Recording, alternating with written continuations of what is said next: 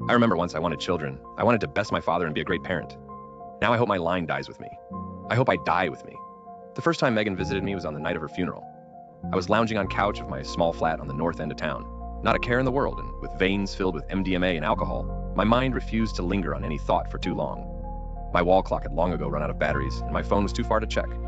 Time had stopped existing for me then. I remember what I was thinking about exactly right then. I was thinking about how much I missed living downtown, where the yells of the drunken students and homeless people would serve as a quick reminder that I was not wholly alone.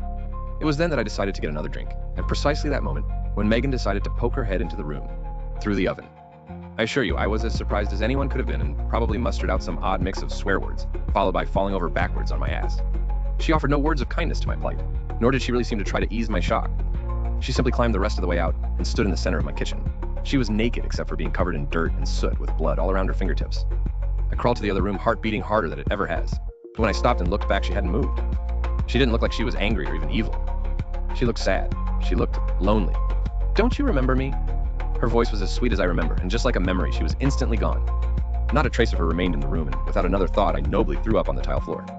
After I sobered up, I cleaned the mess with all the lights in the house on. I slept with the lights on too. The next morning, I vowed away drugs and alcohol for as long as I lived, in order to prevent such hallucinations, as I called them. But the next night, Meghan was there again. This time she was waiting for me to come home. She told me she was going to make dinner, but that I didn't have anything in my fridge. "Get the fuck out of here. You're dead. You're not really here." I was so angry, I was so confused. She started crying and ran into the other room, but by the time I walked over, she was gone again. I left for the nearby depanneur and came back with a bottle of wine or two, but Meghan didn't come back that night, or the night after. It was a week after I'd first seen her again, and I had gotten home drunk at 3 a.m. This time, she waited in my bed. Her touch was so tender, I'd missed it so much. She whispered the sweetest things she had never said into my ear. She wasn't cold to the touch like I thought she would be, and when we kissed, I felt tears stream out of her eyes. When I woke up, she was gone, and I felt no better about myself. I waited until the night after to go to the graveyard. This time I would go see her. I went every night to see her grave, and in the meantime, I never saw her once. I never heard her voice or felt her warm smile, so I continued to wait until I finally arrived on a night with no moon. I pulled out the shovel that I had brought and began to dig. The cold night air cut right through me, and I felt my fingers numb, but still I dug. Finally, I was at the coffin, and with a deep breath, I opened. I'm not sure what I expected, but when I saw her, I realized what I had done. The remains had rotted away far too quickly. I held my breath as I gazed at Meghan lying there with her skeletal arms wide open, jaw broken into a smirk.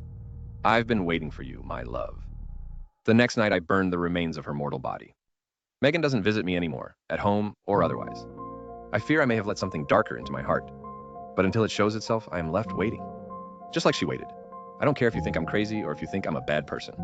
Death isn't real, or at least it isn't permanent. But as of today, I added a note to the end of my will, a simple request for cremation.